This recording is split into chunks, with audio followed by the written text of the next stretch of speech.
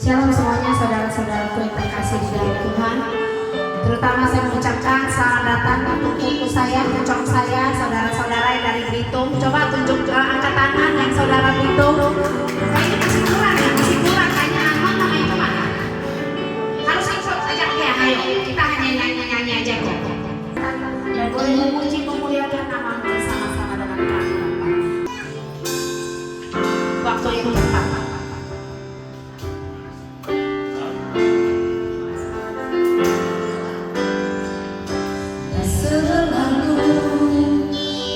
Menjawab doa dari Dia beri yang terbaik di waktu yang tepat. Izinkanlah Tuhan untuk bekerja yang mustahil menjadi mungkin oleh karena percaya.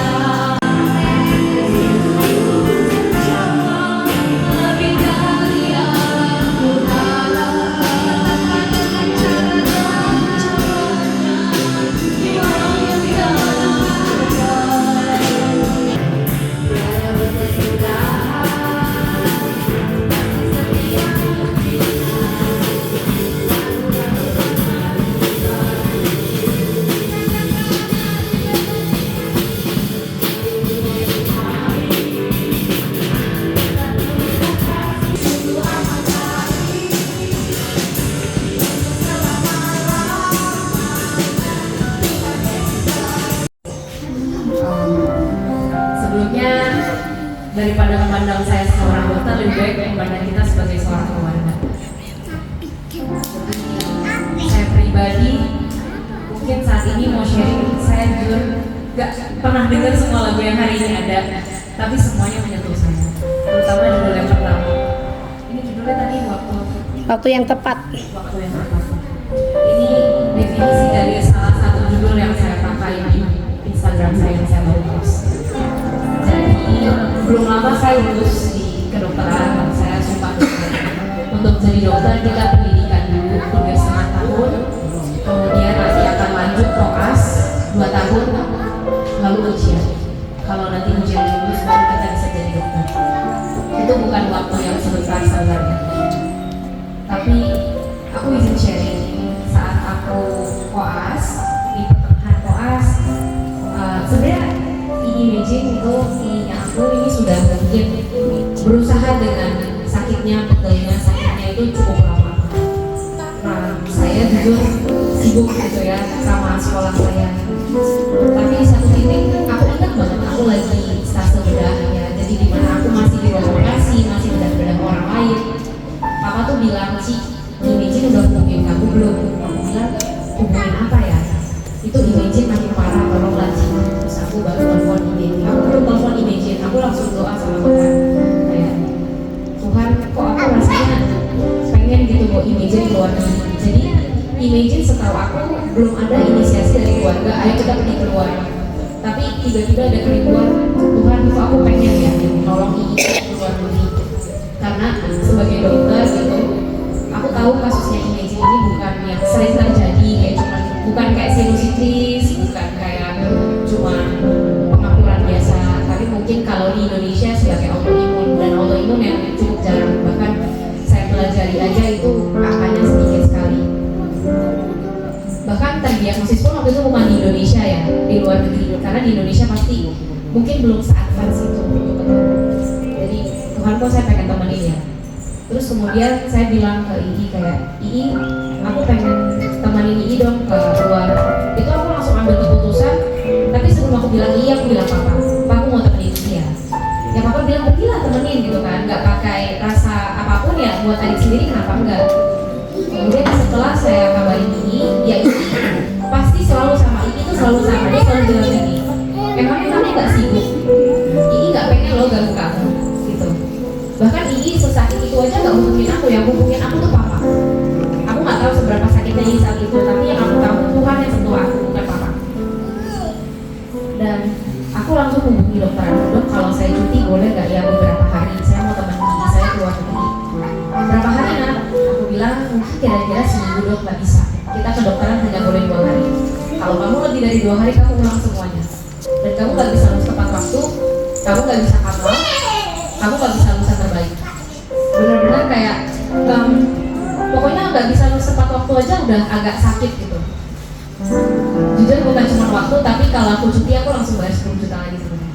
Aku harus bayar 10 juta untuk ulang karena aku udah jalan 2 minggu nih udah. Kemudian aku telepon papa lagi, Pak ternyata Untar gak kasih aku cuti nih Pak, maksudnya gak cuti cuma-cuma gitu. Aku harus membayar harga, membayar waktu, aku juga harus bayar mungkin predikat gitu ya. Kalau emang aku nanti dikasih nilai kamu ataupun nilai tertinggi aku gak bisa dapat sama sekali. Apa-apa gak apa-apa. Jujur, aku benar-benar dikasih Tuhan untuk membaca orang ya. Aku ngerasa papa masih ada hati belum ikhlas. Papa masih nego. Emang gak bisa bilang Untar ini keluarga dan lain-lain, enggak gak bisa Pak. Tapi entah kenapa dorongan hatiku begitu kuat untuk ajak ini ke luar negeri. Gak tahu aku begitu kuat dan aku sampai rela buat ngasih predikat itu. Aku cuma mau bilang ya puji Tuhan waktu aku predikat juga aku lulusan terbaik ya. Nah itu jadi aku merasa kayak enggak, predikat itu aku belajar dari buku, tapi koas itu enggak. Koas itu dari pasien, dari dokter yang ya udahlah dapat nggak dapat terserah gitu. Jadi benar-benar aku bilang Pak, aku izin ya teman ini izin. Waktu papa mau aku bilang kayak gitu sekali lagi ke papa cuma bilang papa percaya keputusan kamu. Awalnya dari ragu karena mungkin kehilangan banyak hal ya, banyak waktu, uang, kemudian predikat, sampai papa terserah kamu. Aku tanya sekali lagi, jadi beneran boleh Pak? Enggak, ini bukan keputusan papa, ini keputusan kamu. Saat itu juga aku langsung hubungi dokternya, dokter saya mohon maaf saya nggak bisa lagi fase ini, bukan karena saya nggak suka sama dokternya, bukan karena saya ada masalah, karena jujur di fase itu memang banyak masalah kelompok saya. Di kelompok beda saya jadi ketua dan saya sebenarnya udah capek banget. Itu benar-benar secapek itu sampai dosen-dosen tuh marah terus sama kelompok saya dan saya ketuanya. Jadi kayak saya ngerasa di satu sisi saya nolong ini tapi saya mendapatkan penyegaran. Jadi sebenarnya sesuatu yang saya nggak pernah cerita, itu capek banget di situ.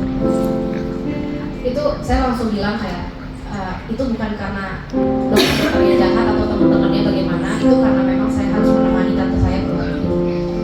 Terus saya langsung disuruh buat surat tanda tangan bermaterai untuk saya tidak akan pernah bisa lulus sama, saya nggak bisa tunggu sempat waktu, saya juga nggak bisa dapat predikat lainnya. Ya udah saya langsung tanda tangan.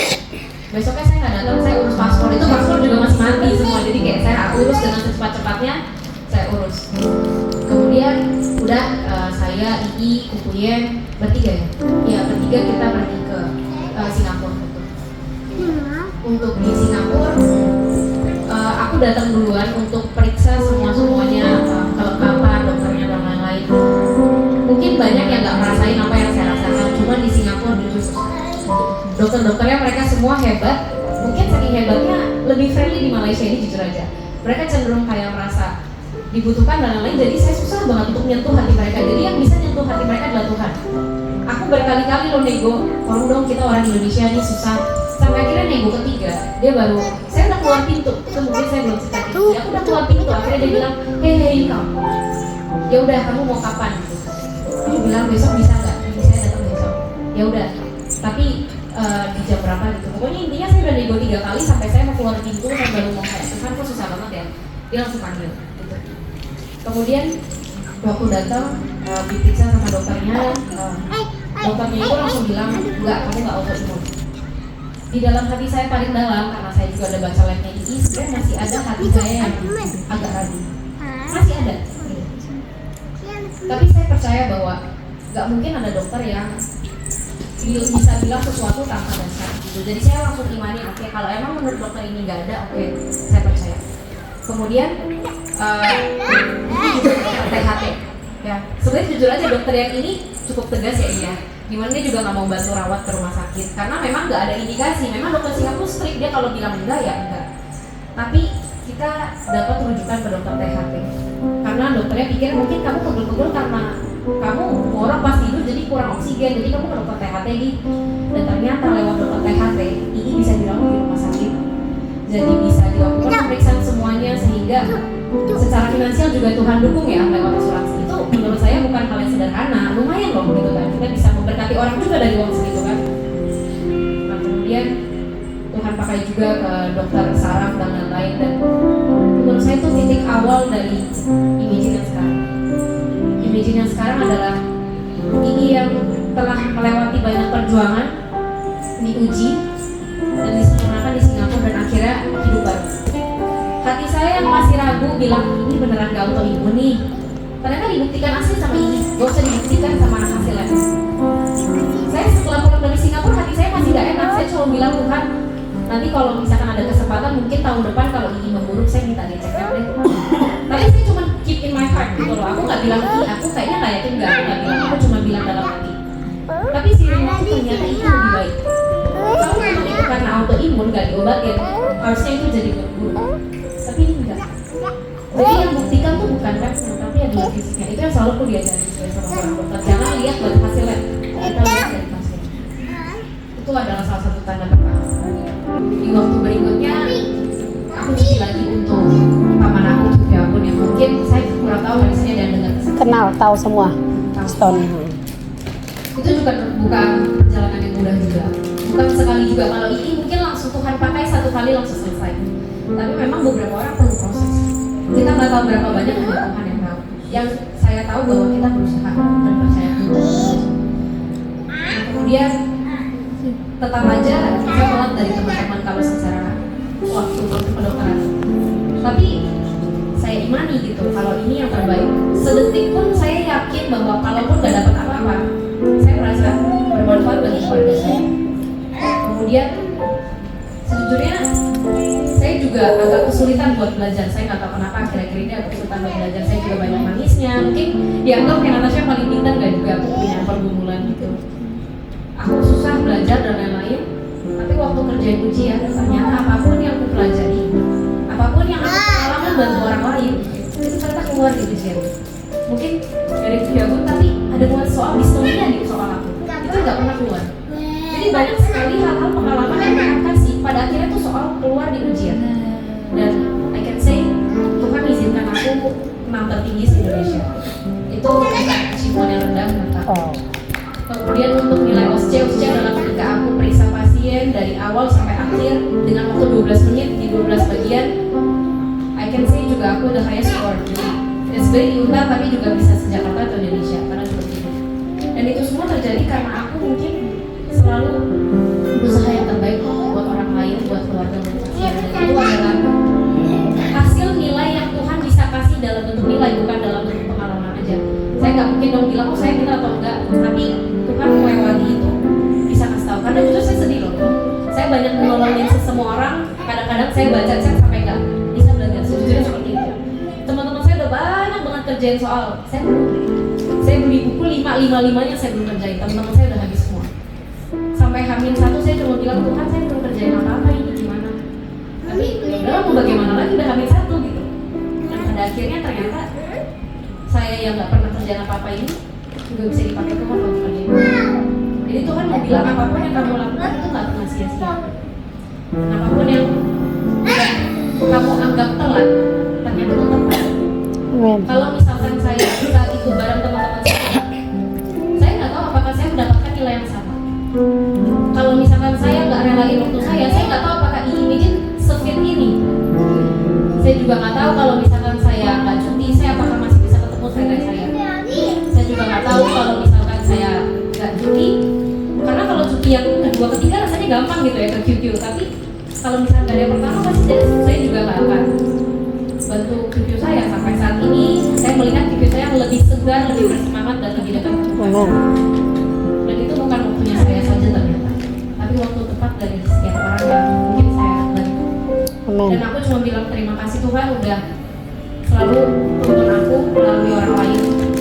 Aku ingat banget bahwa salah satu pendeta dari luar negeri namanya Joel Osteen, sometimes it not step back but it step up. Jadi kalau misalkan ada batu besar, mungkin itu bukan jalan mundur, it's not step back but step up, kita naik. Jadi kadang kalau ada sesuatu yang terjadi, mungkin aja itu bukan saatnya kita mundur, tapi saatnya kita naik. Ingat, mundur dan naik itu bukan lawan kata. Mundur itu maju, turun itu naik. It's not step back, but step up. Jadi itu yang saya selalu pikirkan kalau misalkan ada halangan ini, kenapa nggak bisa sempat waktu ini, kenapa seperti ini, kenapa seperti itu.